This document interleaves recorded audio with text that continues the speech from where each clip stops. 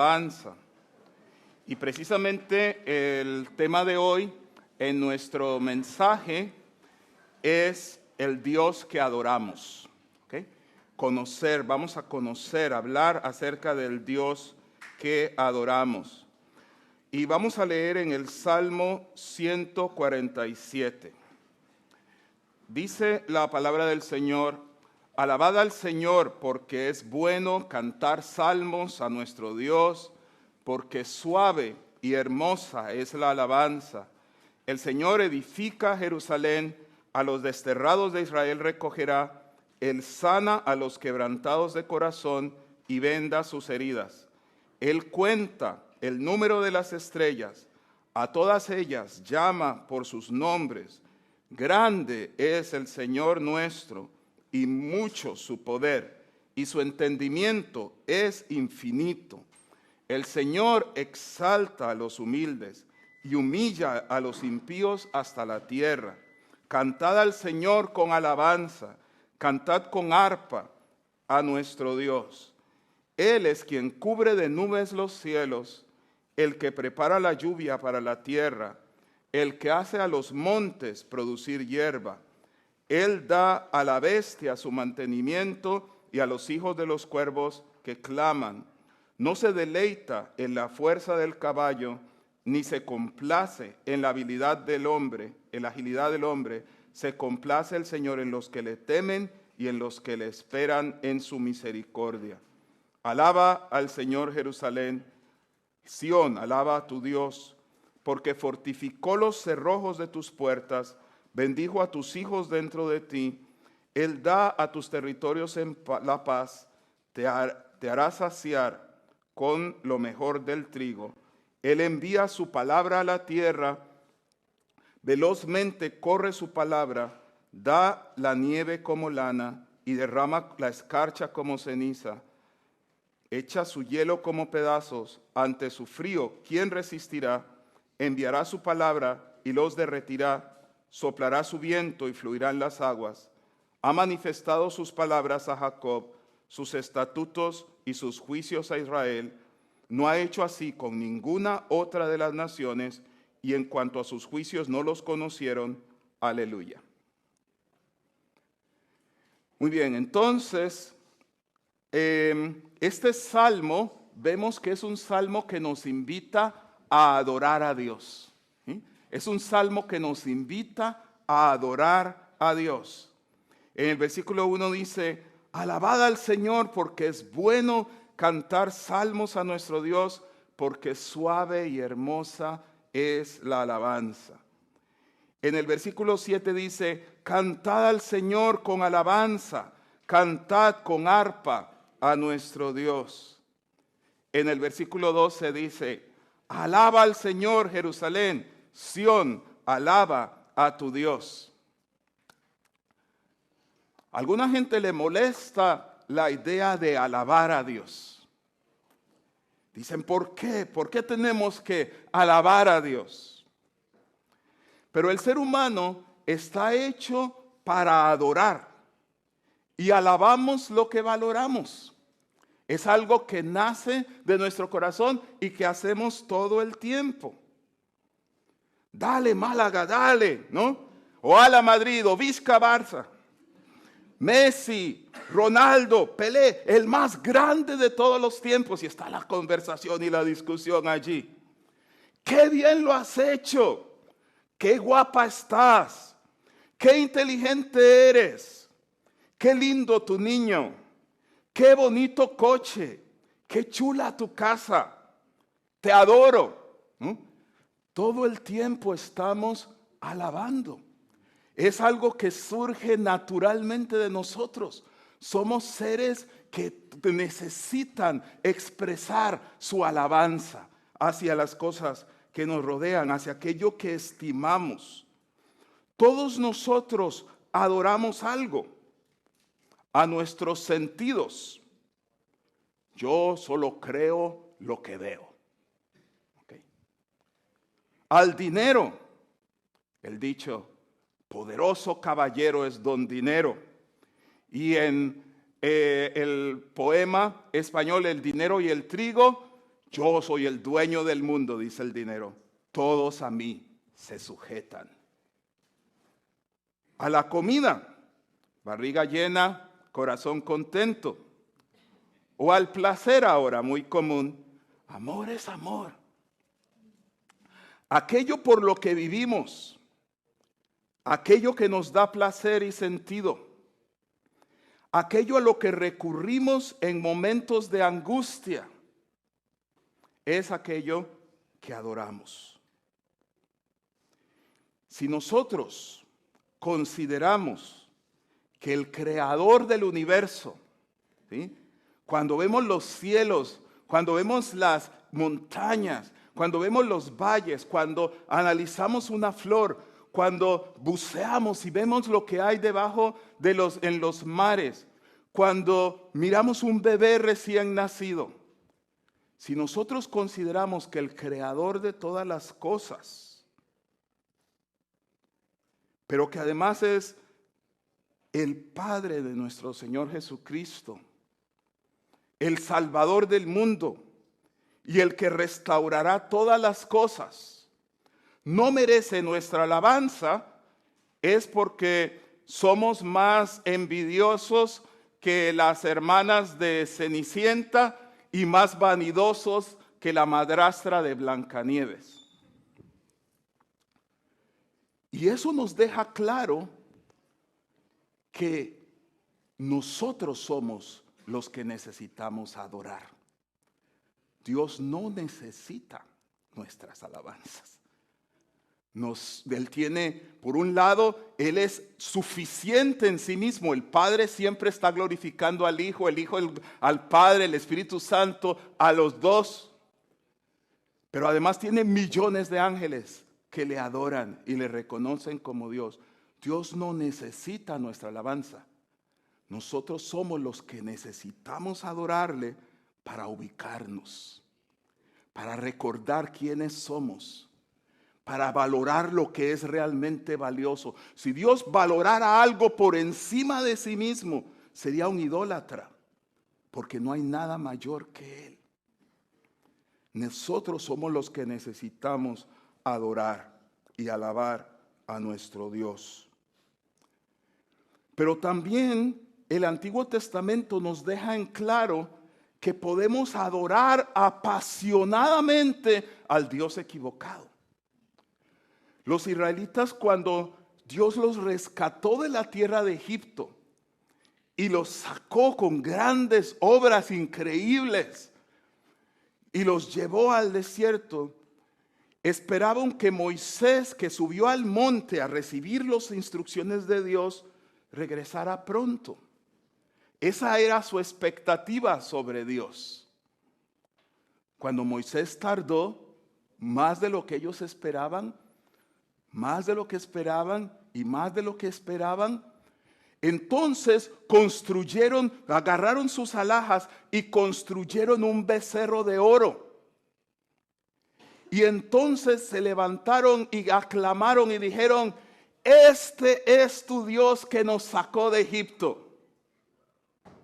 O sea, y convirtieron al Dios increíble, eterno, grande, poderoso, el que había hecho señales increíbles en Egipto, en un ídolo construido con sus joyas.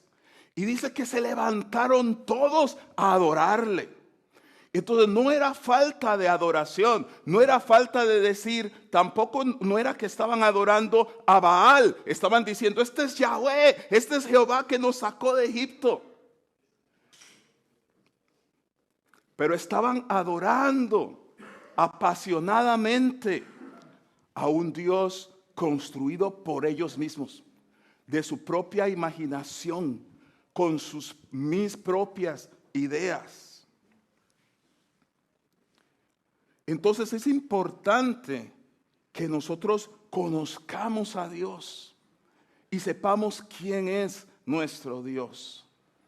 Y este salmo nos habla acerca de quién es Dios.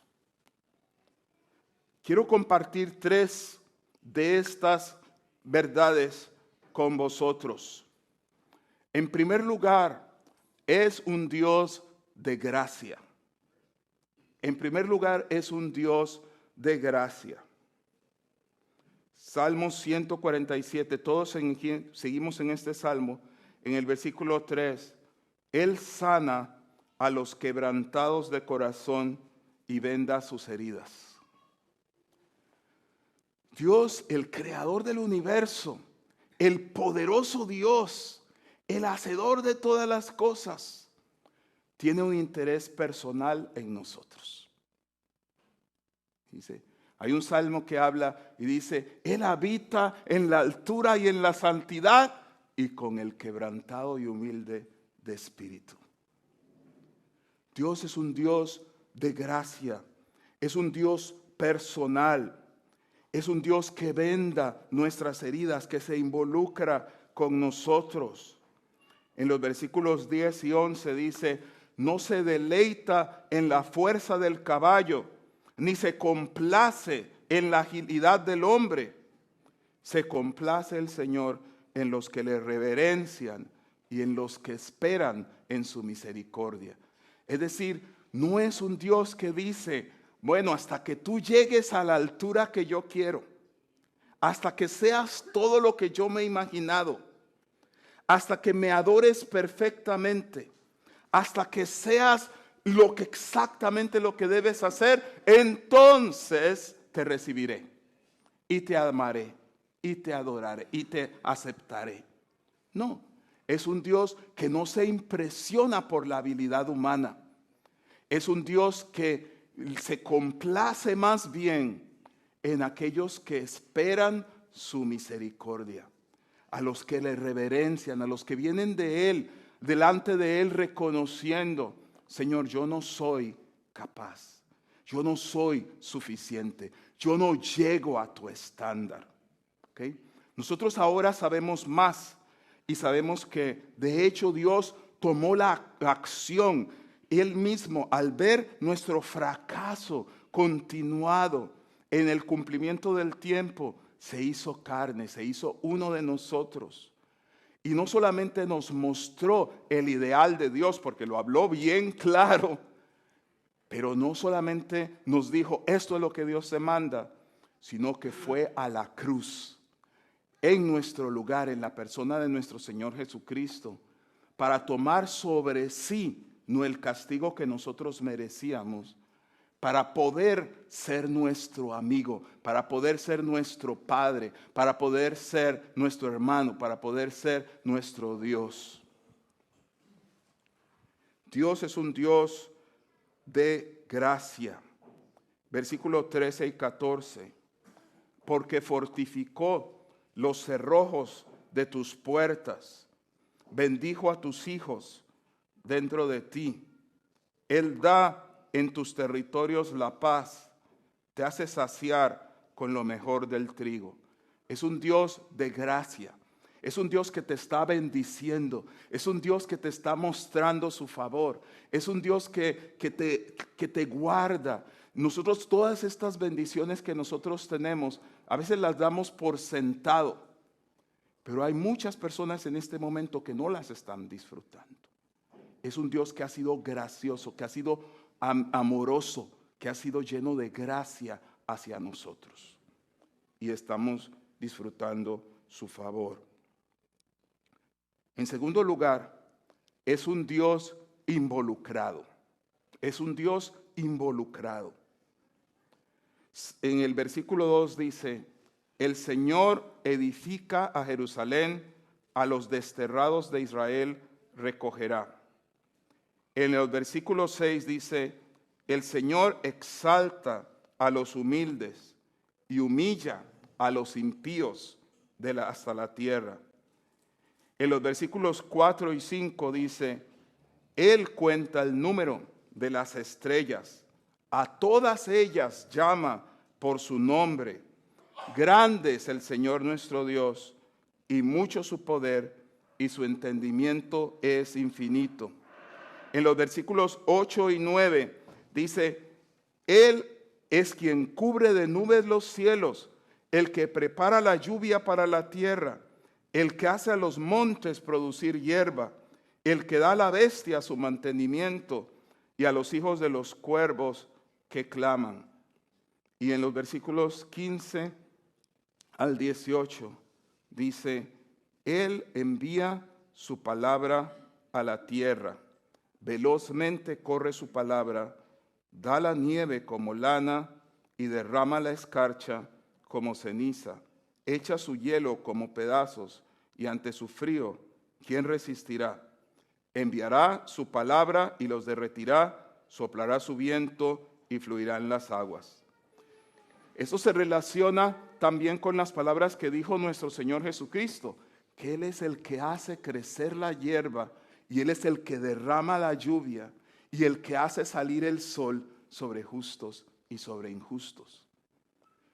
A veces tenemos la idea de que Dios es como, yo le digo, el Dios que vive en el piso de arriba.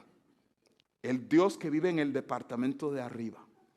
Un Dios como si fuera un anciano que vive allá arriba y que nadie ha visto por un rato y que nosotros, pero hay un rumor entre los habitantes del piso de abajo que hay un anciano viviendo arriba y que es una persona muy hábil. Entonces, de repente, pues resulta que un día se descompuso el grifo o se descompuso la llave del agua y de repente pues el día siguiente amanecen y ven que está arreglado y entonces dicen, mira, sí está el anciano, sí existe el anciano del piso de arriba. Solamente es como, a veces hay la idea de que Dios está cuando hace un milagro, cuando algo extraordinario sucede. Oh, wow, veo, Dios está aquí. Pero ese no es el Dios de la Biblia. El Dios de la Biblia y el entender, el no tener este punto claro, produce mucha confusión. Déjenme darles un ejemplo. Cuando los primeros astronautas salieron de la atmósfera de la Tierra y estaban dando vuelta alrededor, uno de ellos sacó la Biblia y leyó este pasaje. Los cielos cuentan la gloria de Dios y el firmamento anuncia la obra de sus manos. Poco tiempo después de eso, había subido un cosmonauta al cielo. Y él era una persona atea. Y su comentario, por lo menos lo que se dice oficialmente, fue: subí a los cielos y en ninguna parte vi a Dios. ¿Okay? Entonces, habla de dos maneras de entender las cosas. Una forma de entender es, yo veo a Dios si hay un milagro, si hay algo extraordinario, si hay algo que nunca había visto. Y mientras no haya otra explicación, entonces puede suceder lo más dramático. Una persona, por ejemplo, lo que hemos experimentado, una persona es sanada de cáncer. Bueno, pero eso fue, no sé, es cierto que la gente está orando en la iglesia, pero fue una remisión espontánea. Sí, o sea, mientras haya otra explicación, entonces no fue Dios. Pero ese no es el Dios de la Biblia.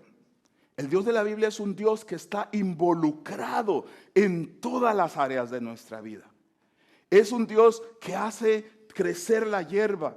Es un Dios que hace llover. Es un Dios que envía el frío. Es un Dios que recoge el calor. Es un Dios que está involucrado, que ayuda a crecer al niño, que ayuda al bebé a desarrollarse en el vientre de su madre. Es un Dios que está involucrado en toda la creación. Y cuando nosotros oramos, es un Dios también que nos escucha. Sí, no vivimos en un mundo perfecto.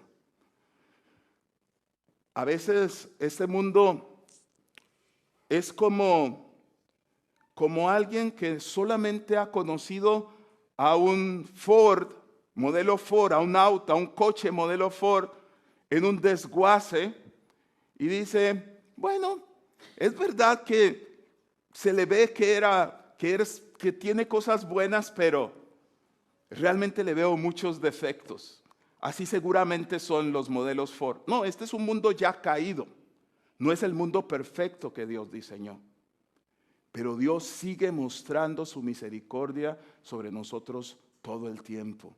Dios es un Dios involucrado. Dios está metido, involucrado en las leyes de la física, de la matemática, en la biología. Dios está involucrado en la astronomía. Dios está involucrado en todas las cosas en este mundo.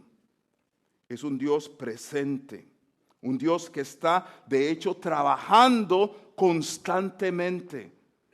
Dice que Él mismo fijó los límites de la habitación de los seres humanos y los tiempos para que lo buscáramos como a tientas, tratando de encontrarlo. Dios, y cuando nosotros tratamos de buscarlo, Él dice, y yo me mostraré a ellos. O sea, es un Dios involucrado, un Dios que anhela, un Dios que arregló, que ha hecho toda la creación para que nosotros podamos conocerlo y tener una relación con Él.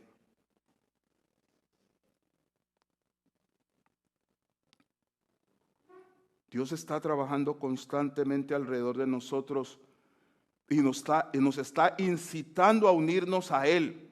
Él quiere usar nuestras vidas. Porque nosotros podemos criticar a los que no son creyentes y decir, ay, es que ellos creen en el Dios del piso de arriba. Pero ¿cuántas veces los cristianos también creemos en ese tipo de Dios? Oye, Señor, por favor, alimenta a esos pobres cuando tú tienes comida que darles, ¿no? Oh, Señor, por favor, alcanza a todas las naciones. ¿Y tú qué estás haciendo al respecto? Oh, Señor, mira la injusticia y la maldad, pero está siendo sal y luz. ¿Me voy a entender? No podemos, ese Dios es un Dios que quiere usar nuestras vidas. Miren, ¿se acuerdan de Moisés?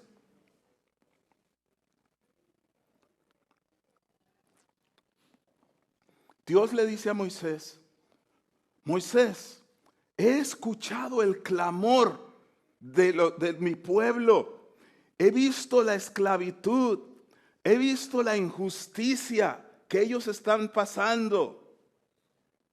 Así que he venido a rescatarlos. Y Moisés, oh, gloria a Dios, qué bien. Entonces, prepara tus maletas, te envío a Egipto. Esa es la forma de Dios. Ese Dios involucrado, esa es la forma en que Dios actúa también en este mundo. Nosotros somos el instrumento que Dios quiere usar. No es un Dios, oh wow, ¿cuándo van a ver? Cuando Él ya vino, ya lo hizo, ya hizo la obra y dijo, recibe mi Espíritu Santo. Como el Padre me envió, así yo os envío. Dios ya está con nosotros. Su presencia ya está en nosotros. Nosotros somos el instrumento que Dios quiere usar.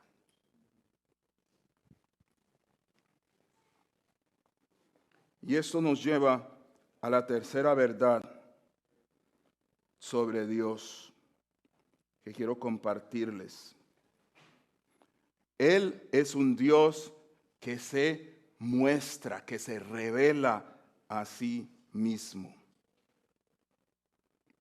Supongamos que ahora terminas Scott y el equipo de alabanza y paso yo delante y me pongo aquí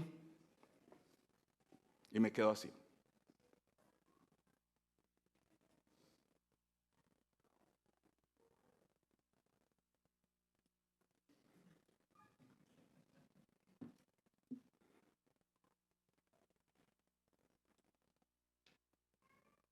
¿Podéis conocer mis pensamientos? ¿Sabéis qué estoy pensando? Por supuesto que no. ¿Por qué? Porque no he hablado, porque no me he expresado, porque no he mostrado quién soy. ¿Y qué pienso? ¿Y qué digo? ¿Y qué quiero comunicaros? Si yo me quedo aquí nada más parado, callado, no podéis conocer lo que pienso, lo que deseo. Dios es un Dios que se revela a sí mismo. Es un Dios que tiene interés de mostrarse. De hecho, tiene tanto interés en mostrarse que se hizo humano, porque no entendimos de ninguna otra manera. Y aún así nos cuesta. Salmos 147, versículos 19 y 20. Ha manifestado sus palabras a Jacob, sus estatutos y sus juicios a Israel. No ha hecho así con ninguna otra de las naciones, y en cuanto a sus juicios, no los conocieron.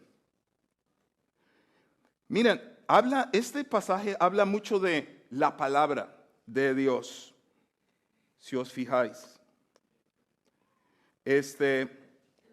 Por ejemplo, habla en el versículos 15 y 18, Él envía su palabra a la tierra, velozmente corre su palabra. O sea, está hablando de la palabra de Dios en el sentido de la creación. O sea, la creación muestra la gloria de Dios, muestra quién es Dios. Esa es la primera herramienta que Dios nos ha dado para que nosotros podamos conocerle, ¿no? Y entre más conocemos de Dios, más llegamos a adorarle, ¿no? Entonces, por eso no es sorprendente de que, o sea, si uno habla, por ejemplo, en términos científicos, cuando se habla de, ¿quién conoce más cuidadosamente toda la creación? Pues estamos hablando de inteligencia humana. Un físico teórico. Bueno, muchos precisamente por eso llegan a ser creyentes. Porque entre más conoces, entre más entiendes, más el universo muestra la gloria de Dios. Pero habla de algo que es mayor que eso. O también puede ser una persona muy sencilla, porque entre más sencillo también más entiende. O sea, un pastor que está en el campo con sus rebaños, muy difícil que sea incrédulo. O sea, adora a Dios, ve la gloria de Dios todo el tiempo y reconoce que hay un Dios. Ahora, pero Dios no solamente nos dejó la creación, porque como les decía, la creación puede darnos un mensaje mixto. Por un lado vemos la belleza, vemos la armonía, vamos a los lugares más profundos de la tierra y encontramos unos corales hermosísimos. Vamos a las estrellas y vemos, por fin, construimos telescopios potentes y vemos planetas y ¡wow! Hermoso. Pero también vemos sufrimiento, vemos dolor, vemos destrucción, vemos llanto. La creación nos da un mensaje mixto, porque como les decía, ya no es el auto, el coche salido del taller, es un desguace. Pero Dios nos habla, por lo tanto, directamente en su palabra. En su palabra, en las Escrituras. Dice, ha manifestado sus palabras a Jacob, sus estatutos y juicios a Israel. Después de haber intentado hablar con toda la humanidad al mismo tiempo y obtener solo desobediencia, rebelión, y una rebelión tan directa que Dios tuvo que ejercer juicio, Dios decidió hacer algo y hacerlo bien temprano. Muchas personas no tenemos idea de que la mayoría de la humanidad ha vivido después de Jesucristo. O sea, que ha sido un porcentaje muy pequeño de la población mundial la que vivió antes.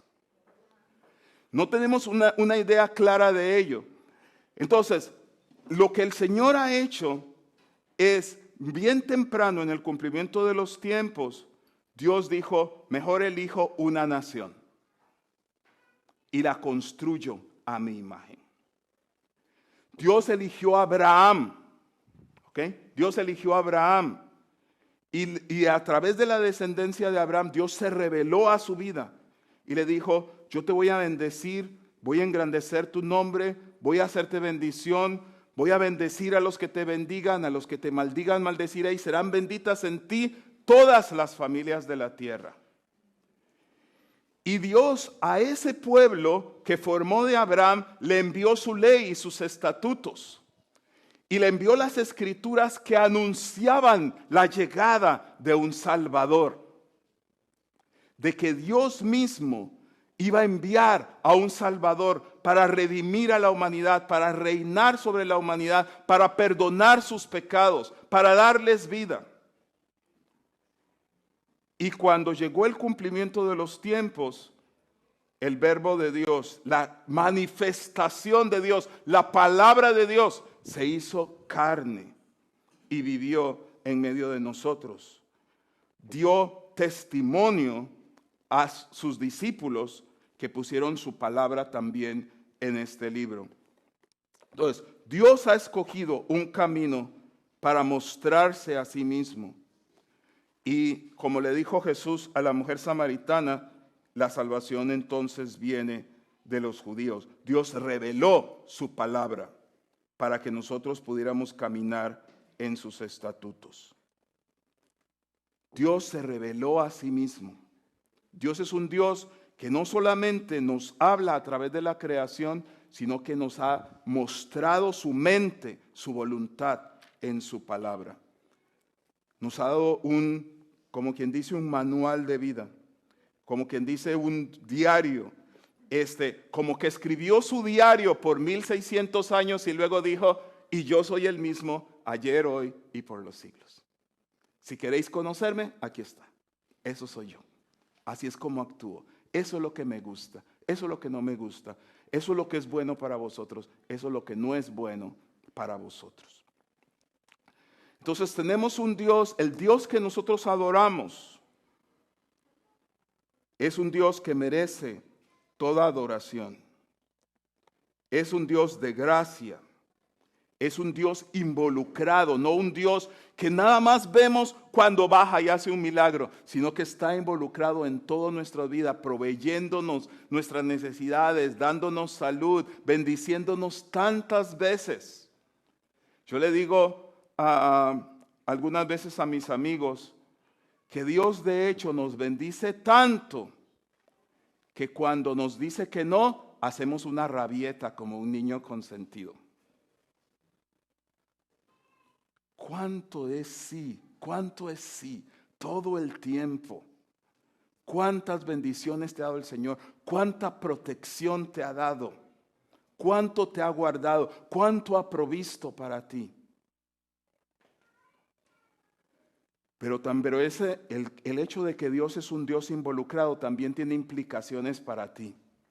Dios le dijo precisamente a Abraham, te bendeciré, engrandeceré tu nombre y serás bendición y serán benditas en ti todas las familias de la tierra. Nosotros somos el instrumento que Dios quiere usar. Y si somos el instrumento que Dios quiere usar, ¿cómo vamos a saber la voluntad de Dios? Cuando yo era joven tenía una obsesión. Yo crecí en un hogar cristiano, aunque tuvo que llegar el momento en que tuve que tomar una decisión yo mismo sobre si iba a seguir a Jesús o no. Pero yo estaba pensando, ¿cuál es la voluntad de Dios? ¿Cuál es la voluntad de Dios? ¿Cuál es la voluntad de Dios? ¿Cuál es la voluntad de Dios para mi vida? Y estaba así, inquieto, ansioso por descubrir cuál era la voluntad de Dios para mi vida. Hasta que un día hice lo que debía haber hecho desde el principio y agarré la Biblia y me puse a estudiar el tema de la voluntad de Dios. Y descubrí que la voluntad de Dios es muy clara. Y no solo eso, sino que descubrí que yo estaba desobedeciendo la voluntad de Dios, buscando la voluntad de Dios, porque una de las cosas que dice es, por nada estéis afanosos, porque esta es la voluntad de Dios. Entonces, no conocer la voluntad de Dios hace que nosotros nos equivoquemos. La voluntad de Dios está aquí. Dios no es un Dios que dijo, a ver, voy a esconder mi voluntad por algún lado para ver si la podéis discernir. No, Él la hizo manifiesta. Y a la medida que te involucras, Él te va dando más información. Pero primero tenemos que empezar por obedecerla. Entonces, ese es el Dios que adoramos. Ese es el Dios que estamos llamados a servir. Y tiene implicaciones para nuestras vidas. Así como es Dios, así somos llamados a ser nosotros. Sed pues imitadores de Dios como hijos amados. Somos llamados a eso, a ser gente de gracia. Somos llamados a ser gente involucrada. Y somos llamados a ser gente que comparte, que revela la voluntad de Dios a los demás. Amén. Bueno, pues entonces nos ponemos de pie y oramos.